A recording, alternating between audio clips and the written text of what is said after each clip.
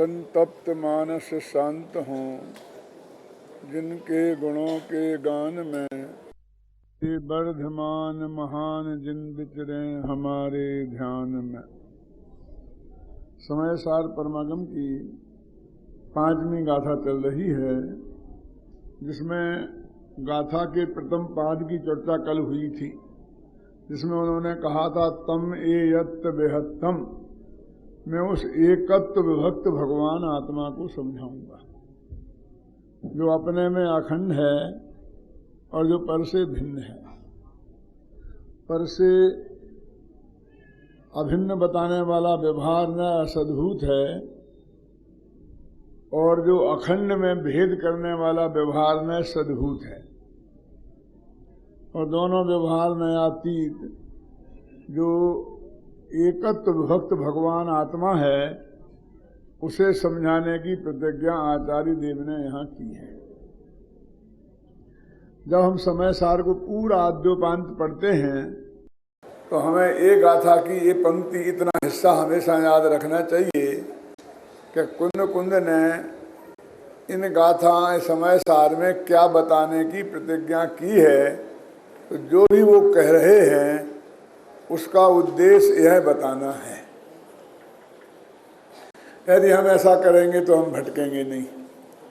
अब दूसरा पाद जो है वो और महत्व, अवदायेयम अपणो सविवहेन, मैं ऐसे एकत्व भगवान आत्मा को अपने वैभव से दिखलाऊंगा।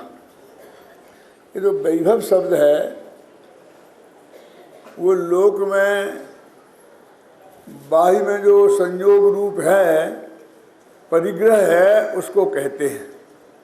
इसलिए सीधा सच्चा अर्थ लोग उसका वही समझेंगे। अमृतचंदाचार्य को यह बात गहराई से फीलिंग हुई कि मैं अपने वैभव से समझाऊंगा। तो नग्न दिगंबरों के पास कौन सा वैभव है? वैसे तो भगवान आत्मा में एक विभुत्व नाम की शक्ति है, एक प्रभुत्व नाम की शक्ति है, लेकिन उन विभुत्व और प्रभुत्व शक्तियों का भी संबंध कहीं बाहर से नहीं है। क्या है, क्या हो रहा है? जगत जिसे वैभव कहता है,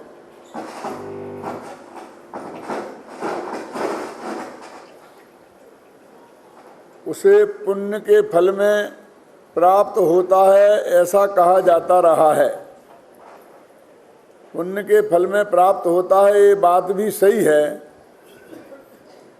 लेकिन और भी विशेष बात है इसमें, क्योंकि नारायण प्रतिनारायण यानी अर्ध चक्रवर्तियों के पद निदान से होते हैं, निदान बंध से होते हैं। निदान बंध को पुण्य भाव कह सकते हैं क्या?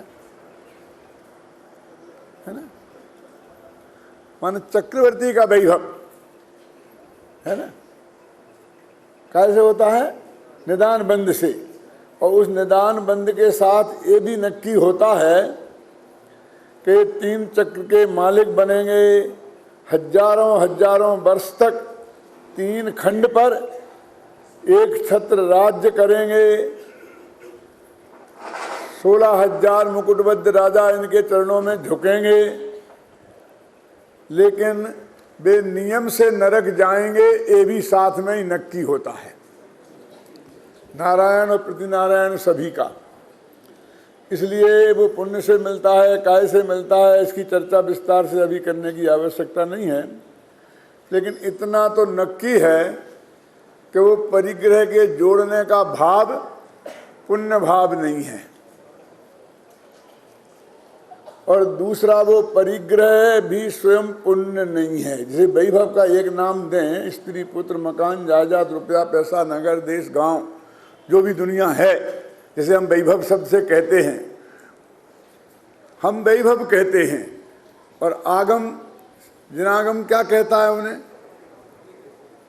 वो कहता है कि पाप 5 होते हैं, और उसमें हिंसा, झूठ, चोरी, कुशील और परिग्रह, ये 5 होते हैं। और सबसे बड़ा पाप कौन है?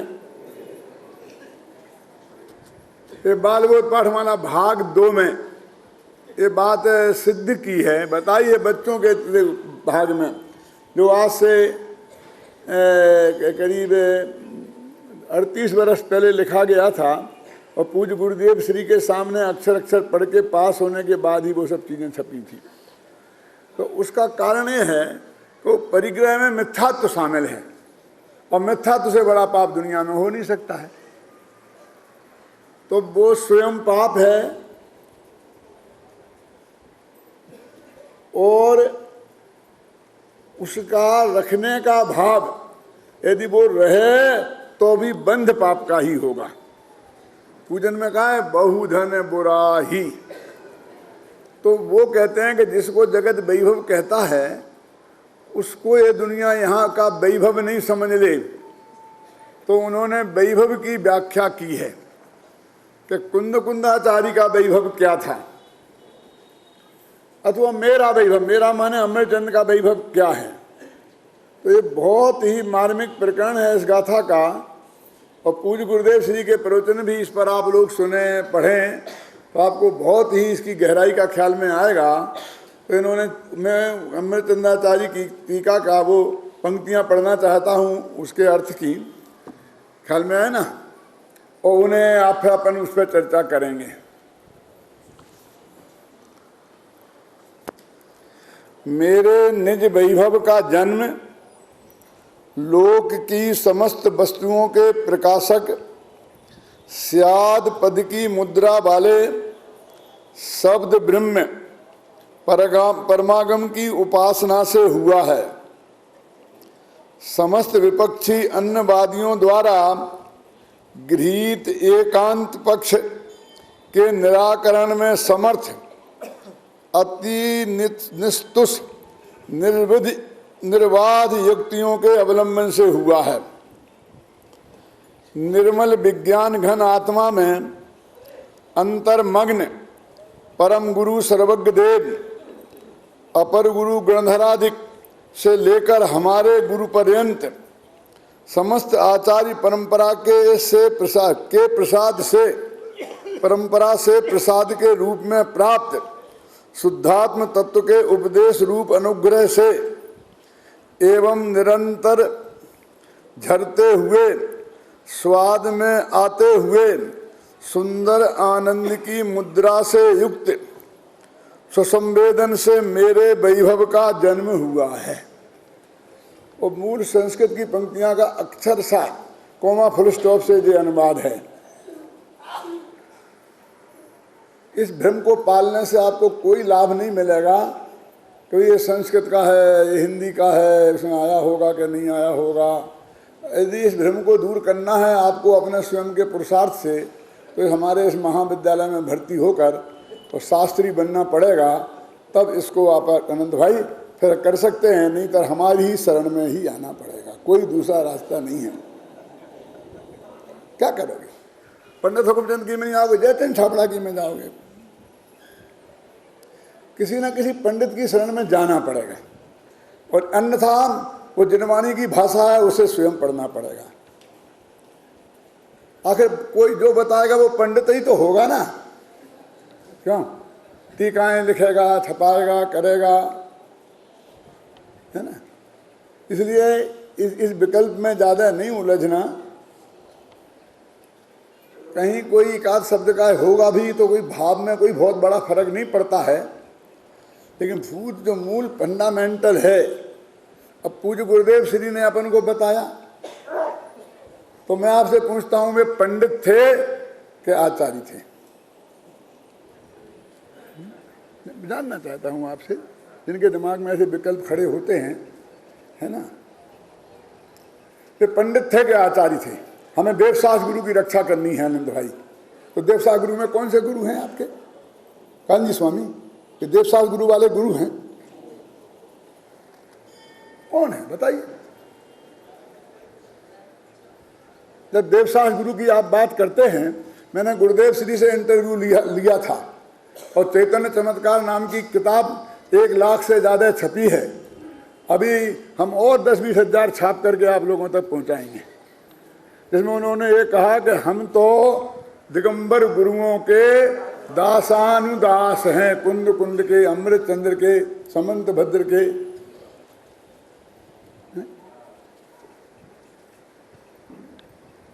आखिर गुरुदेव ने हमें बताया था तो उन्हें हम पंडित ही तो कहेंगे, महापंडित कहेंगे, बहुत बड़ा बुद्धिमान पंडित कहेंगे। और वे भी गुजराती 6वीं क्लास पास थे, संस्कृत तो पढ़ी नहीं थी उन्होंने भी जयचंद छाबड़ा आदि किसी पंडित से ही की अनुवाद से ही समय सार का मर्म समझा है ना। इसलिए चित्त को भ्रमित करने की ज्यादा जरूरत नहीं है, और जो तुम्हें करना हो करो, लेकिन जिनवाणी के प्रति अश्रद्धा पैदा करने का महापाप का काम मत करो। तो वो क्या कहते हैं, मेरा वैभव कैसे, देखो पहला शब्द लिखा है, मेरा निज वैभव का जन्म लोक की समस्त वस्तुओं के प्रकाशक स्याद पद की मुद्रा वाले शब्द ब्रह्म परमागम की उपासना से हुआ है। ये इनडायरेक्ट वे में ये कह रहे कि तुम्हें आत्मा को समझना है ना, तो तुम आत्मा तुम्हारी समझ में इस वैभव से आएगा। बिल्कुल सच्ची घटना बताता हूँ मैं जतीश भाई, पहले भी कई दफे कहा है, जब आप थे यहाँ थे, मैंने अभी भी यहीं हैं, लेकिन जैसे परमानेंट थे ना, तब भी मैंने कई दफे कहा है कि मेरे से लोग कहते पंडित जी मुझे तो आत्मा का अनुभव करना है, हर कीमत पर करना है, 2-5 लाख रुपया खर्च हो जाए तो मैं खर्च करने को तैयार हूँ, लेकिन मुझे आत्मा का अनुभव करना है। मैंने कहा तेरे को गारंटी से इस भव में आत्मा का अनुभव नहीं होगा, नहीं होगा और नहीं होगा। कि मैंने तुम्हारा क्या बिगाड़ा है, तुम मेरे को ऐसा मंगल आशीर्वाद काहे को दे रहे हो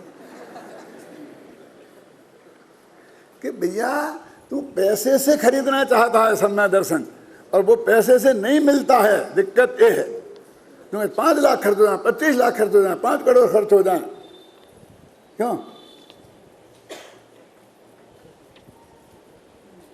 तो वो ये कह रहे हैं यहाँ पर कि वो मेरे वैभव का जन्म कोई धंधे से, पानी से, कल से, कारखाने से, ख्याल में ना, पैदा नहीं हुआ है। कैसे हुआ है? स्याद पद से मुद्रित।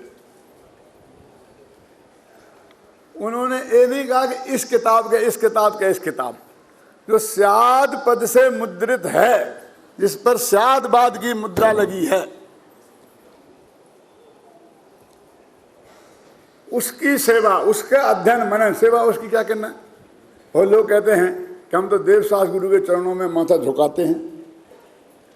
मगर देव के तो ठीक, गुरु के तो ठीक, शास्त्र के चरण कहाँ हैं? दिख रहा है आपको? अरे इसकी उपासना का अर्थ इसका स्वाध्याय है, इसके गहराई से ऐसे तत्व ज्ञान को समझना है। इसकी उपासना है ना, जा वाणी के ज्ञान से सूजा लोकालोक, सो वाणी मस्तक नमो सदा धोख हो, कोई इससे काम नहीं चलेगा। जो गुरुदेव श्री अपने कई दफे कहा करते थे कि बेचार कला स्वाध्याय जोइए और जोइए, और जो करता था उसकी भगवान जैसी प्रशंसा करते थे। तो चंदू भाई के, डॉक्टर चंदू भाई के बारे में उनके दिमाग में ये बात आ गई थी, वो करते भी होंगे, ऐसा नहीं कहता, मुझे शक है कि वे नहीं करते होंगे, कि चंदू भाई डॉक्टर 4 कला स्वाध्याय करता है, कहते थे। भगवान का नाम नहीं लेते थे, चंदू भाई का नाम, किसका नाम लेते थे? कि उनकी दृष्टि में भी स्वाध्याय की कितनी महिमा थी। और आज सारे विश्व में कांजी स्वामी के अनुयायी इस बात के लिए प्रसिद्ध हैं कि वे स्वाध्यायी हैं। उनके हर मंडल में जहाँ भी वो हैं, रोजाना स्वाध्याय चलता है, उसकी तत्व चर्चा चलती है, समयसार पढ़ा जाता है, मोक्षमार्ग प्रकाशक पढ़ा जाता है, लोचनसार पढ़ा जाता है। तो अपना जो जिससे तुम्हें ये एकत्व भक्त भगवान आत्मा समझ में आएगा, वो काय से आएगा? ये कौन से बाजार में मिलता है? ये किस कितने में कीमत चुकानी पड़ेगी? ये अमेरिका में जाओगे तो तुम्हारा रुपया नहीं चलेगा, वहाँ डॉलर में कीमत चुकानी पड़ेगी। ब्रिटेन में जाओगे तो पाउंड में कीमत चुकानी पड़ेगी, तुम्हारा रुपया काम नहीं आएगा। तो यहाँ पर तुम्हारा ये वैभव ये काम नहीं आएगा। यहाँ पर जो आगम के सेवन से क्या, और आगम के सेवन को मोक्ष में प्रकाशक में क्या लिखा है, वो कौन सा पेज है, 252 कितना है, 257, उसमें लिखा है पढ़ना, पढ़ाना, सुनना, सुनाना, लिखना, सब लिखा क्या नहीं लिखा? लिखना लिखा उसमें क्या नहीं लिखा? क्यों महापुरुष लिखा क्या नहीं लिखा? अब तो तुम भी लेखक बन गए हो।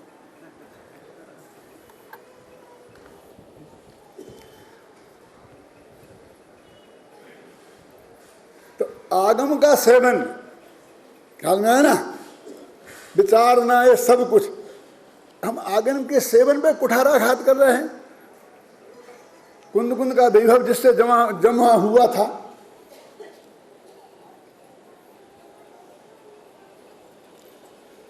तो आगम के सेवन से, और फिर लिखा कि युक्ति के अवलंबन से। ये युक्ति के अवलंबन से क्या है?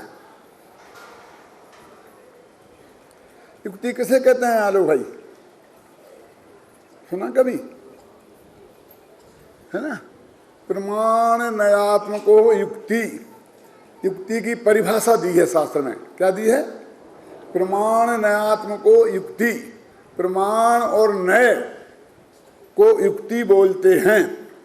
और प्रमाण नैरधिगमा, है ना, सम्मा दर्शन प्राप्त कैसे होगा लिखा ना, तत्वार सिद्धानम सम्मा दर्शनम, फिर तन्य सर्गाधिगमा द्वा जीवाजी वासरा बन संबंध जरा मोक्ष तत्वम, फिर प्रमाण नैरधिगमा, प्रमाण होने से जानने में मिलेगा वो युक्ति। अभी पहले में तो आगम, अब आगम के अलावा युक्ति। यदि आगम में भी प्रमाण से ही चर्चा है, नयों से ही चर्चा है, लेकिन वो कहते हैं कि आगम में जो चर्चा है उसको भी तूने जो न्याय प्रमाण और नय, तो प्रमाण और नय का स्वरूप समझना पड़ेगा कि तुम नहीं युक्ति से, और उस भी कसौटी पर तुम कसो। समझे ना? उस कसौटी पर कसेंगे हम। कौन सी? प्रमाण और नय की कसौटी पर। ऐसे नहीं चलेगा तुम्हारा कि अपनी तरफ हम तो परीक्षा कर ली, परीक्षा कर ली। क्यों? हमने सोने की परीक्षा कर ली। क्या कर ली? तुम जानते हो, वो कसौटी पे कसना पड़ता है। और बगल में से वो शराब लाखों बार असली सोने को और नकली सोने को घिस घिस के बगल में देखता है, तब उसे कुछ पता लगता है कि इसमें कितनी खोट है ना? तो आगम से और युक्ति से, और आगम और युक्ति से ही काम नहीं चलेगा। जो भगवान महावीर से लेकर हमारे गुरु पर्यंत जो परंपरा पड़ी है, इसमें लिखा ना, ये हमारे गुरु पर्यंत ये शब्द पढ़ा है। मैं पढ़ता हूं अभी, देखो अभी पढ़ा था ना, सात पद की मुद्रा से अन्नवादियों द्वारा गृहीत एकांत पक्ष के निराकरण में समर्थ अति निस्तुष निर्वाध युक्तियों के अवलंबन से हुए निर्मल विज्ञान घन आत्मा में अंतर्मग्न परम गुरु सर्वज्ञ देव। देखो माने गुरु के, गुरु का मतलब क्या? परम गुरु सर्वज्ञ देव, अपर गुरु गणधर देव से लेकर हमारे गुरु पर्यंत। अब हमारे गुरु पर्यंत कौन कह रहे हैं? ये कुंद कुंद कह रहे हैं, तो उनके गुरु पर्यंत। और कौन कह रहे हैं? अमृतचंद कह रहे हैं, तो उनके गुरु पर्यंत। और हम कह रहे हैं तो हमारे गुरु पर्यंत, पूज्य गुरुदेव श्री। गुरु का मतलब यहाँ देवसास गुरु का गुरु नहीं है। क्यों नहीं है? ये तो देशना लब्धि जिससे प्राप्त हो सकती है, वे सब गुरु हैं। जो ज्ञानी धर्मात्मा है वो सब गुरु हैं। ख्याल में है ना?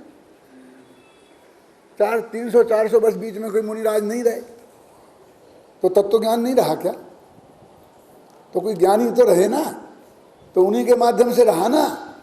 पांडे राजमल जी के माध्यम से रहा ना, बनारसी दास के माध्यम से रहा ना, जयचंद छावड़ा के माध्यम से रहा ना। यदि नहीं मानेंगे ऐसा तो फिर वो विच्छिन्न होगी परंपरा, ये मानना पड़ेगा हमें।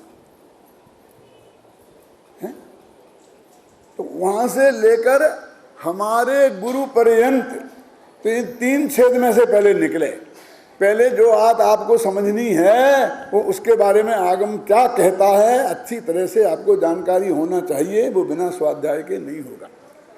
और मैंने कई दफ़े कहा है, एक विद्यार्थी ने कल मेरे उद्धृत किया था मेरी बात को कि देखो बेटा, तुम 20 साल स्वाध्याय करते रहना तो वो हाथ पकड़ में नहीं आएगी तुम्हें बात। 5 साल तुम बेटा विद्यार्थी बन करके यहाँ पढ़ो तो तुम्हारी समझ में आ जाएगी। तो ऐसा नहीं कि विद्यार्थी बनाना चाहता हूँ। तुम्हें उदाहरण देता हूँ कि एक हार्ट का ऑपरेशन करने वाला डॉक्टर है, तो वो उसके सहयोगी बहुत होते हैं ना, तो उसमें वो कंपाउंडर वगैरह भी होते हैं, और वो बराबर उस 24 घंटा उसके साथ रहते हैं। वो तो वहाँ लगा कैंची देना, वो कैंची देता है, वो इधर देख नहीं सकता वहाँ से, वो उठा करके एक चीज़ उसे देता है। क्यों? रुई लगाता है, एक करता है, पहले सारे अंत तक रहता कि नहीं रहता। कितने दिनों में वो डॉक्टर बन जाएगा? वो कब ऑपरेशन करना शुरू कर देगा? बोलो, सारी जिंदगी नहीं कर बन पाएगा। और वो जो उसका विद्यार्थी वहाँ आकर के जो हार्ट स्पेशलिस्ट है, जो मेडिकल कॉलेज में पढ़ता है, जिसने सब्जेक्ट लिया है स्पेशलाइजेशन में हार्ट का, क्यों? वो कोई 10, 20, 50 वर्ष का कोर्स नहीं होता है, 1-2 वर्ष का कोर्स है। पहले से तो पढ़ के आई है पूरा सब, अब उसे हार्ट का स्पेशलिस्ट बनना है, देख दो, तो वो 10-5 ऑपरेशन में ही उस डॉक्टर के साथ रहता है और वो डॉक्टर बन जाता है। क्या? इसलिए तीसरी शर्त है, कौन सी है तीसरी शर्त? परंपरा से गुरु के आदि। फिर ऐसा नहीं है कि हमने कहते हमने गुरु मान लिया, फलाने को मान लेने से काम नहीं चलता है, वो एक्चुअल होना चाहिए। क्यों? और हमें पूज्य गुरुदेव श्री से सीधा डायरेक्ट सुनने को मिला, वर्षों तक लोग गए। अब तो धीरे धीरे जो हमारे विद्यार्थी आए हैं, ये तो गुरुदेव के स्वर्गवास जाने के बाद इनका जन्म हुआ है। क्यों? है? अब ये क्या करेंगे? यदि इन्हें गुरुदेव से ही समझना है तो टेप के अलावा कोई साधन नहीं है, और प्रवचन रचना करके अलावा कोई साधन नहीं है, तो फिर वो पढ़ने से हो जाएगा। और वो तो टेप सुनने से हो जाता है, हो सकता कि नहीं? कि हम 2 के बीच है, एक शास्त्र पढ़ना और एक गुरु से सुनना। अब 2 के बीच में एक टेप और आ गया आजकल। क्या करें आनंद भाई? आनंद भाई की कृपा से सारे देश में घर घर पहुंच गया, कंप्यूटर पहुंच गया, CD पहुंच गई। इतना महान काम इनने किया है कि इनकी भगवान जैसी प्रशंसा की जाए तो भी कम है। गुरुदेव के तत्व ज्ञान को जन जन तक पहुंचाने का जो भी काम जिसने किया है, कर रहा है, वो सच्चे दिल से अनुमोदना करने के योग्य है, और उसकी अनुमोदना की जानी चाहिए। अब मेरा प्रश्न ये है कि क्या करें अब बीच में? यदि गुरुदेव से ही आपको चाहिए तो फिर टेप से मानना पड़ेगा, सुनने से, और नहीं तो फिर हमको लाना पड़ेगा बीच में। क्या करें? 500 विद्यार्थी जो आपने तैयार कराए हैं ना, इनका क्या करें? इनने तो गुरुदेव के दर्शन भी नहीं किए हैं, इनका तो जन्म उसके बाद हुआ है। इनके पास तत्व ज्ञान है ना? वाह वाह वाह वाह, ताली पीटो। देखो अनंत भाई, मैं सच्चे हृदय से बात करता हूँ, बहुत पवित्र हृदय से बात करता हूँ। मेरे पास शांति भाई जवेरी आए, करीब 10 साल पहले की बात है। क्यों? वो आराधना कितने बरस की हो गई? उसी दिन की बात है।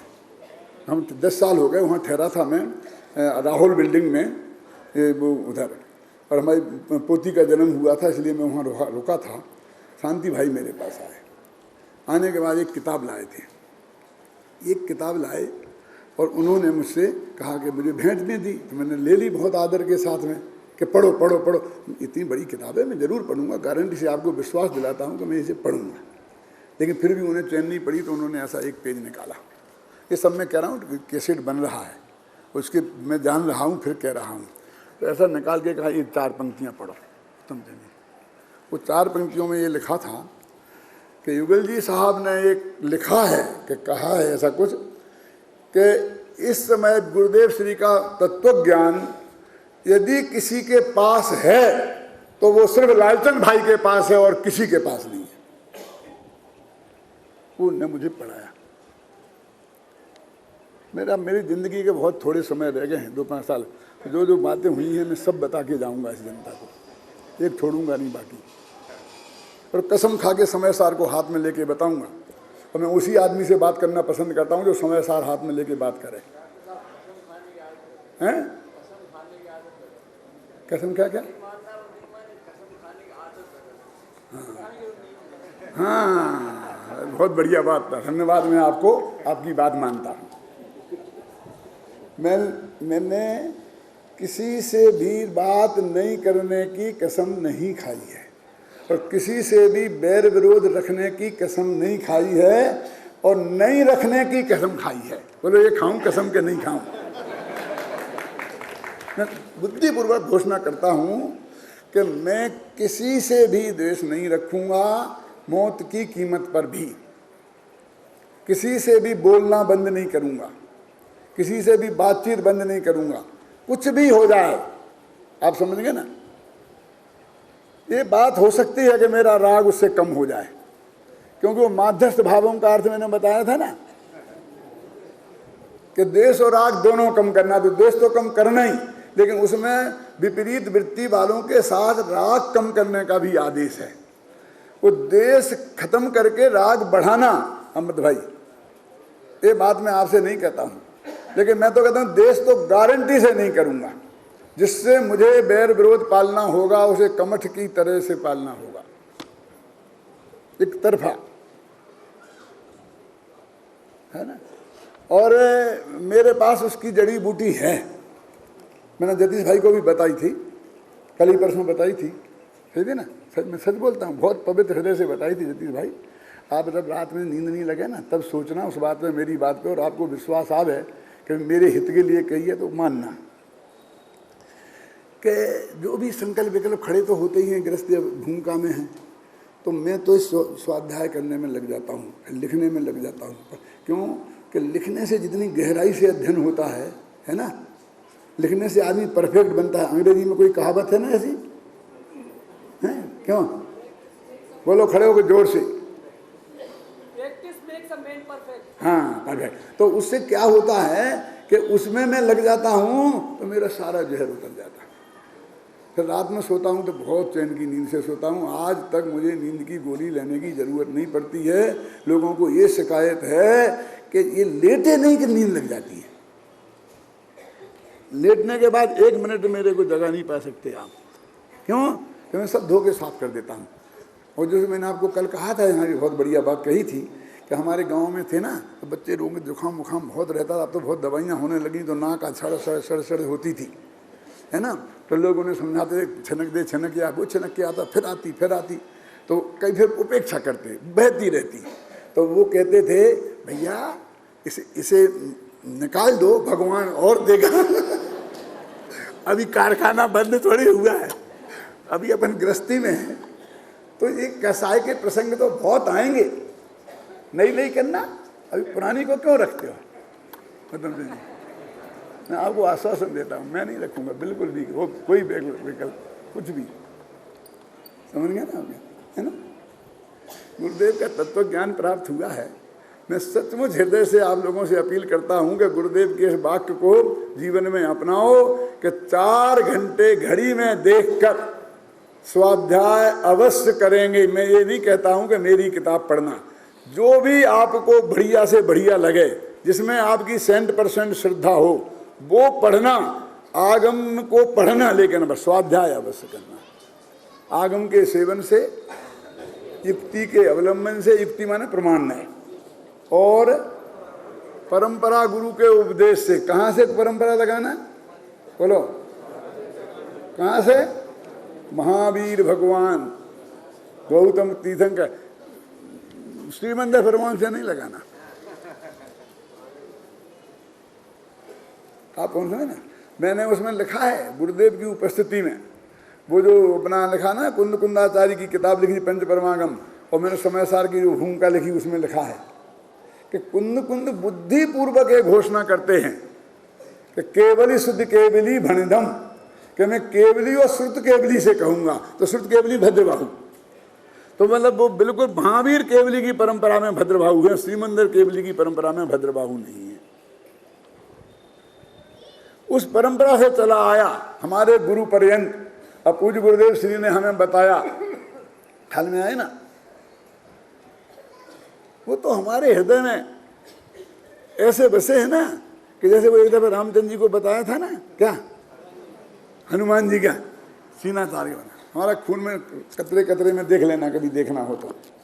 मैं अभिमान के साथ कहता हूं कि जितने भी मुमुक्षु हैं, यदि उसमें कोई गुरुदेव के तत्व ज्ञान को सर्वाधिक प्राप्त करने वाला, आशीर्वाद को प्राप्त करने वाला जिंदा व्यक्ति है तो वो मैं हूं। अब माने का ना माने, किसी के मानने और नहीं मानने से क्या होता है। मुझे वोटिंग नहीं चाहिए, मैं आपके पास कभी किसी वोट के लिए नहीं आऊंगा, कभी किसी नोट के लिए नहीं आऊंगा। प्रतिज्ञा आज से नहीं, 40 साल पुरानी प्रतिज्ञा है। आया मैं अनंत भाई आपके घर, निमस भाई के घर गया, बता दें सारे देश के सब बड़े नेता कौन नहीं गया एक हुकुमचंद को छोड़कर।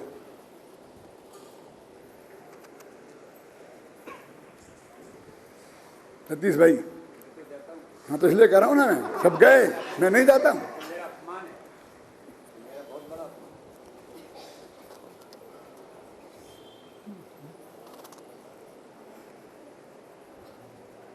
आगम के सेवन से, युक्ति के अवलंबन से, परंपरा गुरु के उपदेश से, और उसके बाद नंबर आता है आत्मा के अनुभव से।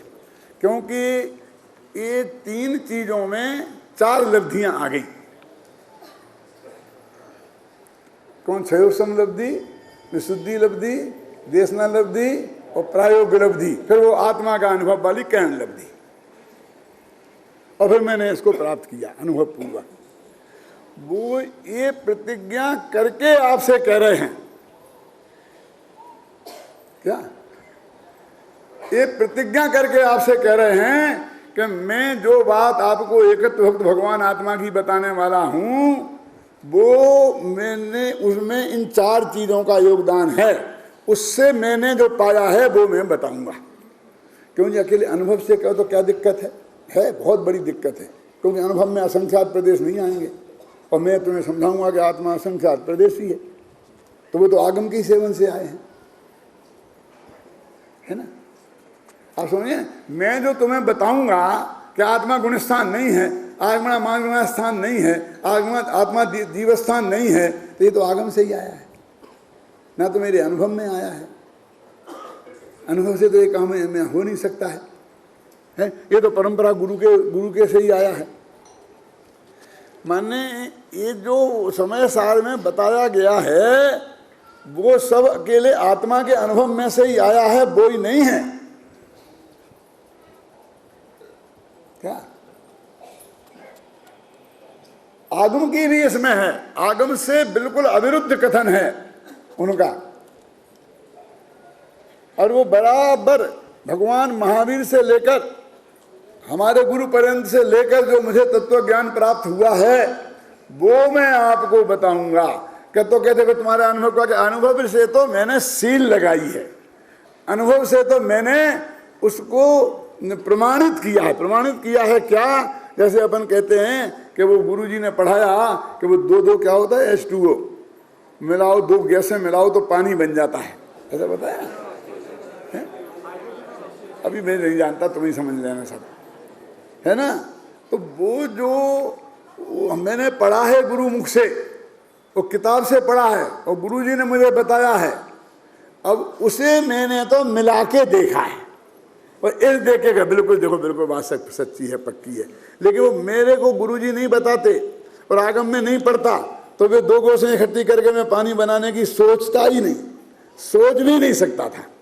इसलिए मैं छाती ठोक के कहता हूं कि मैंने वे 2 गैसें इकट्ठी करके और पानी बनाया है, बनता है। अनुभव की तो सिर्फ सील है, वो लिखा ना, अनुभव की मुद्रा, है ना। मुद्रा माने सील होती है कि नहीं होती है? देखो टोरामल जी ने रहस्यपूर्ण चिट्ठी में इतना क्लियर लिखा कि जब ये जीव आत्मा का अनुभव करता है तो आत्मा में जाने के पहले जितना ज्ञान होता है और आत्मा के अनुभव में से बाहर निकलने के बाद उस ज्ञान में रंच मात्र भी विद्धि नहीं होती।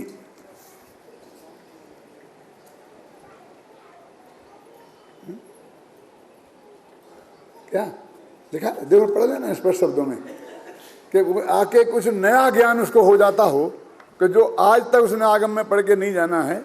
आपको दुख हुआ हो तो मैं आप सबके सामने माफ़ी मांगता हूँ, लेकिन वो आपकी क्वालिटी है तो मेरी ये क्वालिटी है। मैं तो अपनी क्वालिटी बताई, मैंने आपका नाम कोई लिया नहीं है, और फिर भी जतीश भाई को दुख पहुँचा हो तो मैं माफ़ी मांगता हूँ उनसे। मैंने तो आपको तो कुछ कहा नहीं, मैं तो सबको कहा, लेकिन मैं किसी के दरवाजे पे नहीं जाऊंगा कुछ मांगने। बस मैं अपनी बात बताता हूँ, और इसमें किसी मांगने वाले को बुरा लगे तो मैं उससे माफ़ी मांग सकता हूँ, और मैं क्या कर सकता हूँ। हमें भी बुरा लगता है, हमें भी बुरा लगता है बहुत सी बातों से। तो उससे क्या करें, उससे बैर विरोध मांग करके अगले भव में ले जाने से तो कोई फायदा है नहीं। तो आखिर यही छोड़ना पड़ेगा। छोड़ दें तो बहुत बढ़िया बात है। मैं तो आपसे माफ़ी मांगता हूँ, छोड़ देना। क्या हैं? सब छोड़ के जाना है यार। भाई बहुत बढ़िया, बहुत बढ़िया। बस मुझे बहुत बस है, मेरे को इसमें कुछ भी विकल्प नहीं है। मैंने सचमुच जतीश भाई के व्यक्ति के लक्ष्य से कुछ नहीं कहा था, मैं तो बिल्कुल कॉमन बात कही थी कि मैंने 40 साल पहले प्रतिज्ञा ली थी, आज की बात नहीं कहता हूँ। तब गोदका जी मेरे को वहाँ से लाए थे, तो मैंने उनसे पहला वाक्य बोला था कि सब लोग संस्थाओं में विद्वानों को ले जाते हैं तो पैसा इकट्ठा कराने के लिए ले जाते हैं। यदि आपके चित्त में ये विकल्प हो तो मेरे से बात मत करो। खेमचंद भाई और बाबू भाई के सामने उन्हें कहा नहीं, खेमचंद भाई ने मुझे गारंटी दी थी कि बिल्कुल आपको ये विकल्प नहीं करना, आप तो ज्ञान के क्षेत्र में काम करना, बाकी जो कुछ होगा वो ये गोदका जी करेंगे। ये खेमचंद भाई ने वहाँ पर रतनलाल जी पाटनी का पाटोदी मालगांव के चौराहे पे, नहीं वो नहीं मलार नहीं, मालगांव के चौराहे पे जो है ना मकान, सेठी रतनलाल जी सेठी की, उसमें बैठ करके मुझे वो दृश्य पूरा याद है अभी भी, और मैंने उसे आज तक निभाया है प्रत्यक्ष परोक्ष में। तो प्रसंग आता है तो मैंने अपनी बात कही है ना। और उस काम को मैं अच्छा समझता होता तो मैं ऐसी प्रतिज्ञा क्यों करता। तो वो तो मेरी मान्यता बहुत स्पष्ट है। अब मेरे कहने का अर्थ ये है क्या उस मान्यता से किसी के विकल्प को ठेस पहुंचती है तो मैं माफ़ी मांगने के अलावा कुछ नहीं कर सकता हूं, लेकिन अब वो मेरी मान्यता तो नहीं सुधर। अब मैं बुढ़ापे में वो जो मैंने सारी जिंदगी नहीं किया, बुढ़ापे में वो नहीं कर सकता, नहीं कर लूँगा किसी की मत। मेरे पास इतना बड़ा वैभव है, पूज्य गुरुदेव श्री के पुण्य प्रताप से उनका अक्षर अक्षर मैंने 25 बार पढ़ा है, सुना है। मैंने कुंद कुंद की बात को बारीकी से पढ़ा है, अमृतचंद को बहुत बारीकी से पढ़ा है। पिछले 20 साल हैं तो 40 साल, लेकिन 20 साल इस कुंद कुंद को पढ़ने में ही बिताए हैं। अब मैं किससे, जिनको नहीं आस अकबर की, क्या क्या है, जिनको नहीं आस जिनेश्वर की मिल आस करें जो अकबर की, बस खत्म, इतनी सी बात है क्या। तो आगम के सेवन से, आगम का भी सेवन मैंने किया है, भरपूर युक्तियों का अवलंबन भी लिया है। नए चक्र पूरा लिखा युक्तियों के अवलंबन के लिए, दूसरे अध्ययन किया नयों का। परंपरा गुरु के उपदेश से पूज्य गुरुदेव श्री के तत्व ज्ञान को भी मैंने पाया है, पचाया है, और गुरुदेव श्री से उसके लिए सर्टिफिकेट प्राप्त किया है।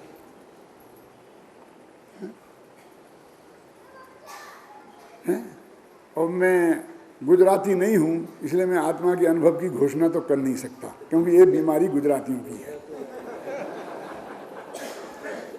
ये घोषणा वाली मेरे को बिल्कुल भयंकर बीमारी मानता हूँ इसको, और पहले ही दिन से इस बात को कहता रहा हूँ, है ना। कुंद कुंद आचार्य देव कहते हैं कि मैंने अपना वैभव ऐसे अर्जित किया था। अमृतचंदाचार्य देव कहते हैं मैंने भी अपना वैभव ऐसे अर्जित किया है। वो कहते हैं मैंने समय सार ऐसे लिखा वे कहते हैं मैंने टीका ऐसे की, तो ये ऐसा कहते हैं कि तुम भी बेटा ऐसा ही करना। तो सीधी क्यों नहीं कहते? सीधी कह देना कि सीधी नहीं कहेंगे। क्यों नहीं कहेंगे? एक बाप अपने बेटे से रोजाना सुबह उठता और जब वो 9 बजे बेटा उसके पास आता तो कहता, बेटा जब मैं तेरी उम्र का था तो सुबह 5 बजे उठता था, 5 किलोमीटर घूमने जाता था, मंदिर जाता था, पूजा पाठ करता था, स्वाध्याय करता था, प्रवचन सुनता था, और तू 9 बजे तक सोता है, तुझे शर्म नहीं आती है? तो ऐसा कम से कम सैकड़ों बार बाप ने कहा होगा। तो अब जब उसने कहा कि बेटा, तो वो बोला कि पापा हो गया। मैं बताता हूँ कि जब आप मेरे बराबर थे तब सुबह 5 बजे उठते थे, 5 किलोमीटर घूमने जाते थे, पूजा पाठ करते थे, भक्ति करते थे, स्वाध्याय करते थे। यही कहना चाहते हैं ना? मुझे पक्का याद हो गया, लेकिन आप मेरा पिंडा कब छोड़ोगे? ये महासूत्र अपनी महिमा मुझे बताना कब बंद करोगे? कि बेटा जब तक तू ये 5 बजे उठना शुरू नहीं करेगा और ये नहीं करेगा तब तक कहूंगा। तो फिर सीधी क्यों नहीं कहते? मैं था तो मैंने ऐसा किया, ऐसा क्यों कहते हो? कि बेटा इसमें ऐसा है कि तुमने माना तो ठीक, नहीं माना तो ठीक, मेरी इज्जत बच जाती है ना? और मैंने कहा बेटा 5 बजे उठा कर, पापा भोग जमाना गया। आपको समझते तो है नहीं, 1 मिनट में तुम्हें कहने में देर नहीं लगेगी बेटा, है? क्यों? आपको समझते तो है नहीं, इसलिए अपनी इज्जत बचाने के लिए ये कहता हूं। अर्थ तो उसका वो ही है क्या? तो कुंद आचार्य कहते हैं, अमरचंद आचार्य देव कहते हैं, हम तो अपनी इज्जत बचाने के लिए कहते हैं कि हमने ये समयसार कैसे लिखा, हमें ये बताते हैं, और तुम्हें ये समयसार पाना है तो कैसे पाओगे श्रीकृष्ण जी? कैसे पाओगे? ये है, बोलो क्या कहना है तुमको? ये विधि है। देखो इस प्रकार शब्द ब्रह्म की निष्कर्ष, माने पूरा तो उन्होंने कह दिया विस्तार से, अब 2 पंक्तियों में निष्कर्ष के रूप में वो स्वयं अमरचंद की टीका में है। मैं आप कहोगे तो अभी संस्कृत टीका पढ़ दूंगा। इस प्रकार शब्द ब्रह्म की उपासना से, निर्वाध युक्तियों के अवलंबन से, गणरादि आचार्य परंपरा के उपदेश से और आत्मानुभव से जन्मे अपने संपूर्ण ज्ञान वैभव से मैं उस एकत्ववत भगवान आत्मा को दिखाने के लिए कटिबद्ध हूँ, कृत संकल्प हूँ। इस व्यवसाय में मैं बद्ध हूँ, सन्नद्ध हूँ। देखो संस्कृति पढ़िया पढ़ता हूँ।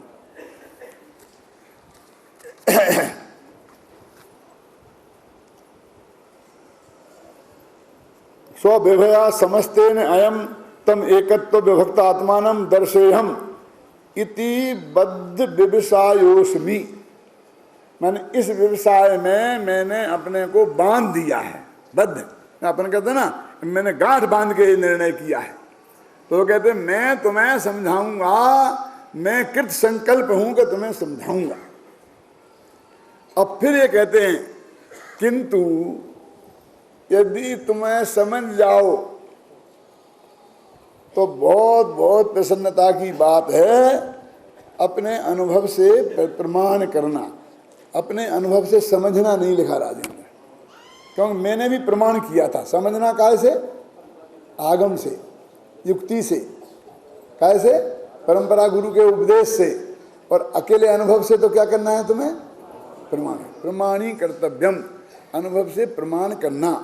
यदि स्खलेयम तदा तु न छल ग्रहणम जागरूक ही भक्तव्यम, तो छल ग्रहण करने के लिए जागरूक नहीं रहना। अब इसमें से लोग ऐसा अर्थ निकालते हैं कि देखो उनने माफी मांगी, देखो उनने माफी मांगी। किसने? कुंदाचार्य ने। ये कहाँ है माफी मांगी? कहाँ लिखी? उमा स्वामी ने तो लिखा है मम क्षमतव्यम को न ब्रह्मयति शास्त्र समुद्रे। देखें इनमें तो माफी शब्द ही नहीं है। और गुरुओं से माफी मंगवाने में तुम्हें इतना मजा आता है, कितने गौरव की बात है कि कुंदाचार्य हमसे माफी मांगे, कुंदाचार्य अपने शिष्यों से माफी मांगे। क्यों मांगे? ठीक है, अरे वे तो सावधान कर रहे हैं कि छल ग्रहण नहीं करना। छल ग्रहण नहीं करना माने क्या? तो छल किसे कहते हैं मालूम आपको? हैं? नैयायिकों ने तो एक प्रमाण माना है उसे, लेकिन मैं एक प्रमेय कमल मार्तंड की एक पंक्ति पढ़कर मैं उसका उदाहरण देता हूं आपको, तो उससे आपको समझ में 1 मिनट में आ जाएगा। प्रमेय कमल मार्तंड में लिखा है, आढ्यो वै वैधवेयम दृश्यते नव कमला।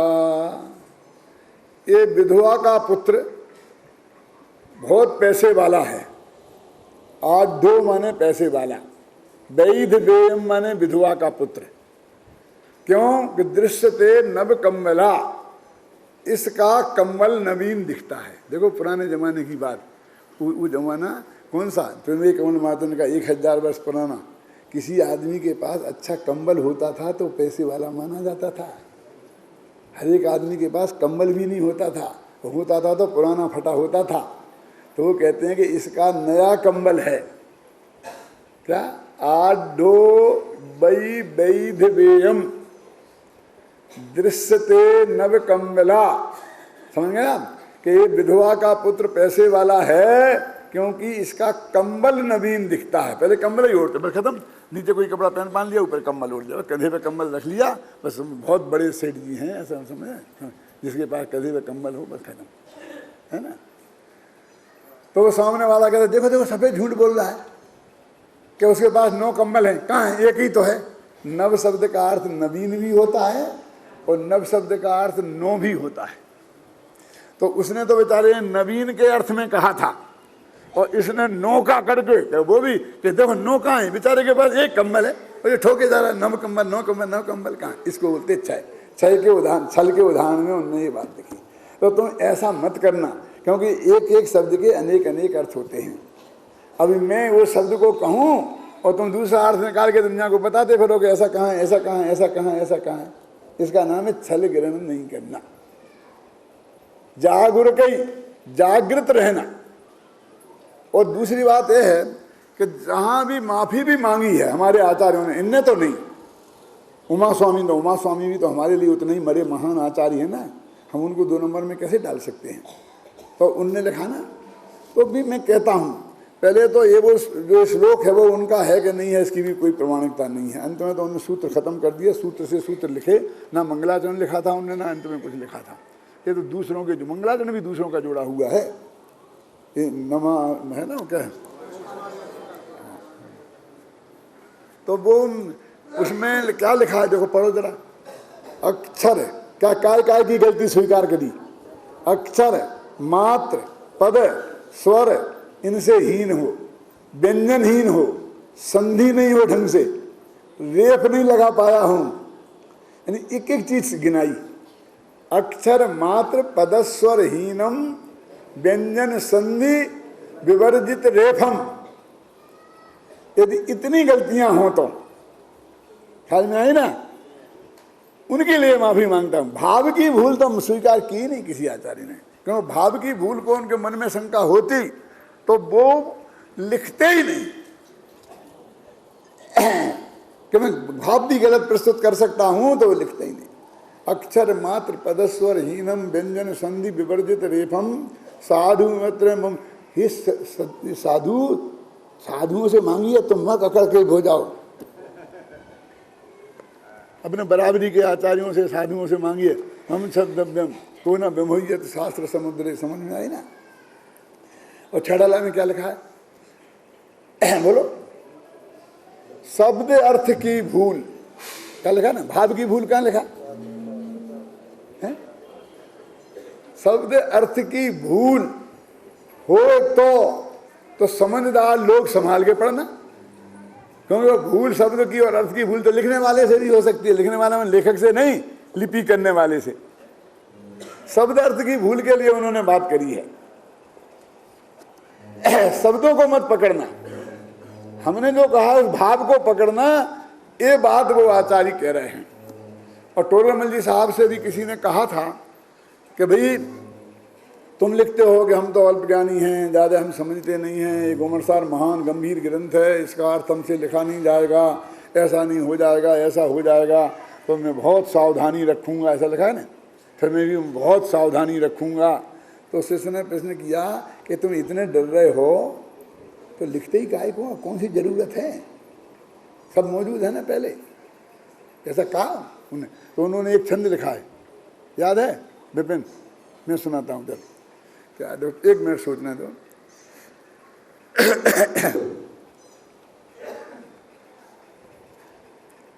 संशयादि होते किछु,